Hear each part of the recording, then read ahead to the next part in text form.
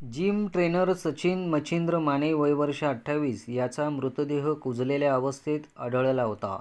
डॉक्टरांनी मृतदेहाचा विसेरा व महत्त्वाचे नमुने राखून ठेवले असून ते अधिक तपासासाठी न्याय वैद्यकशास्त्र विभागाकडे पाठवले आहे. या प्रकरणी पोलिसांनी सोमवारी त्या प्रकरणाशी संबंधित पती-पत्नी यांची चौकशी केली. त्यांचा जबाब नोंदविण्याचे काम सुरू असल्याची माहिती अधिकाऱ्यांनी दिली.